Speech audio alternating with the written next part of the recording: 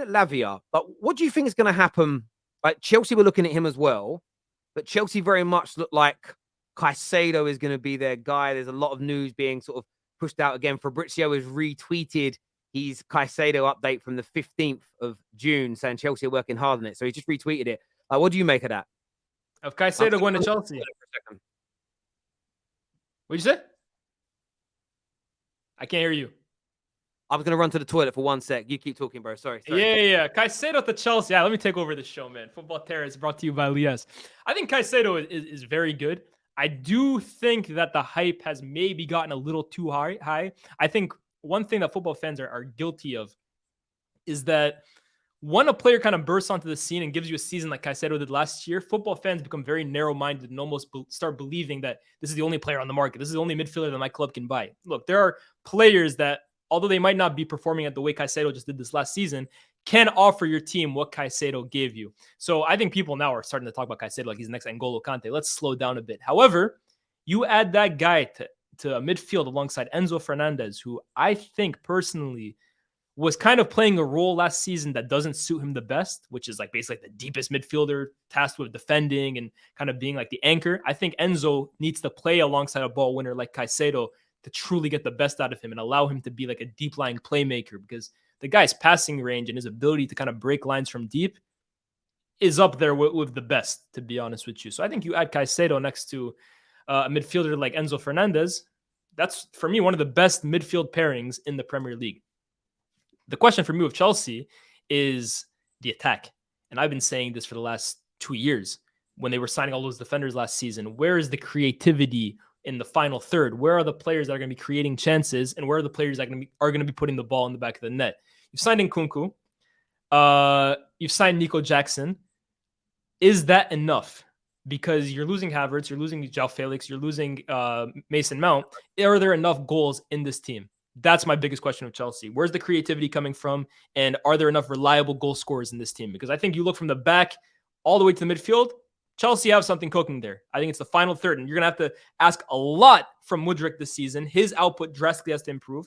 And Nkunku will have to replicate the numbers he's doing in the Bundesliga. And I'm trying to think. Outside of those two, Madueke, maybe you're going to have to rely on him. The attack is where I'm a little iffy with Chelsea. Yeah, I've said for a few weeks, I think they've done brilliantly to get rid of players. I think that Caicedo, I know you've already probably waxed lyrical about him, but this kid is something special. This will be a phenomenal piece of business for Chelsea. There's no doubt about it. However, I think they need to add, and maybe I'm being a little, again, maybe Chelsea fans think I'm being a bit harsh. I think they need a few more older players. And some of these players might not even be... Yeah. Do you remember when, like, players like, I want to get him his name, Morales, experienced Portuguese player, was never world class. Oh, Morales. But Chelsea bought him when Chelsea was still one of the best teams in the country. Almost need a bit of experience in there. Now, I don't know who that would, if he was a bit younger, like a João Moutinho. I'm just throwing a name out there. I can't think of it. I can't think of one right now off the top of my head. But you know that, like, the profile of player I'm talking about, maybe like a Silva, but a one in midfield, or maybe one that can be in the attack. Because if you only start the season with 2 or 3 really experienced outfield players in a squad of 23, I think they'll improve in terms of football. I think that they can go to another level. They can challenge the top 4. But I think in terms of getting over the line, it may just be a little bit difficult for them. But in terms of progression, they are going to be an exponent. James Milner, when he went to Liverpool, is a prime example. Yeah, he went at a good age. Exactly. And, you know, I don't know if I said Morales low, but yeah, he was good. He was a good player. And sometimes you just need a bit of experience and an old head to go in there and help sort of gel things together. Even Reece James is experienced, but he's still really young. And sometimes when the going gets tough, it's very, very difficult when you've got those elder statesmen missing. But yeah, they're doing some. I mean, the amount of players they got rid of. And what do you make of the Saudi stuff? Because a lot of people are bitter about that. I don't know too much about it, but I think it's a little shady. I can't lie, bro. The fact, what is it, that PIF is what, one of the investors in Chelsea now? Is that basically what it is? So, not really. So Clear Lake, all right, they own about 70 billion. They have $70 billion assets under management. and that money is made up from multiple other investment companies, banks, individuals, rich people, and 5% of that 75 billion has been put in there by PIF from Saudi Arabia. So they've just invested their money in there. Nobody at Mm, PIF has anything to do with running Clear Lake and doesn't run yeah, anything with yeah. Chelsea. But they've just used, obviously, their connection with PIF to be introduced to these clubs that they own in Saudi, and they've built a relationship. And for me, Man United used to have a feeder club in Portugal, Sporting. We used to have Antwerp in Belgium. Antwerp is the one I was gonna say. Yeah. The only difference between this and them is that Chelsea have made relationships with rich clubs and not Yeah. broke or lower down Do the you level. think so though, man? I don't know, because I remember Chelsea, they used to have Vitesse. Vitesse was their one club in the Netherlands that they sent all their players to. But I don't know. I feel like that's a feeder club. This is almost like a feeder league.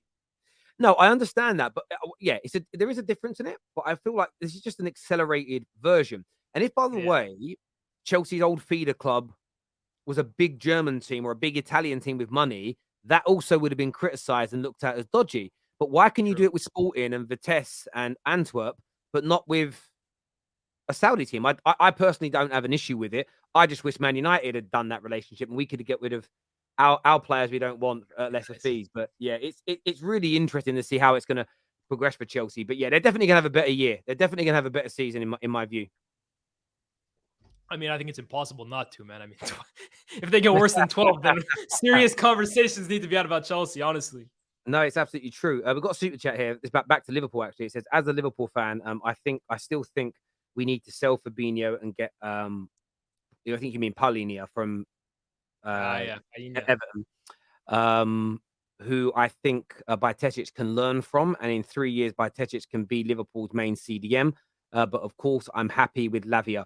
I look at it this way: if you're going to replace Fabinho with a ready-made player, do it, but still get Lavia and let him compete with Bajcetic. You should never, in my opinion, you can for strikers. It's a little different if you've got a goal scorer, but in midfield, add the quality. And if Bajcetic is good enough through his appearances and training, he'll stop Lavia. If he ain't good enough Yeah, to stop Lavia, then he was never good enough. So that's yeah, I true. wouldn't worry about the path. The pathways argument for me is a dead one, really. The way Nkunku and plus Jackson play suits each other, in my opinion. Do you know much about this Jackson kid? Nico Jackson, nah, not enough to honestly have a good opinion on him. Yeah, I'm the But same. Yeah. yeah, again, that's another one though. If he's the one leading the line for Chelsea next season, I'd be apprehensive as a Chelsea fan. And this is the same thing that I said of Hoyland, so I'm not being biased towards one club or another. Chelsea and United, for as long as Chelsea less recently, because I think you look at the amount of big name strikers that they brought in and have flopped, is concerning. But the Chelsea that I grew up on and the United that I grew up on, you always have a number 9 up front, whether it's Drogba, whether it's Diego Costa, whether it's Hasselbank, even back in the days, a guy that you can rely on, bro, that will at least give you 15 to 20 goals.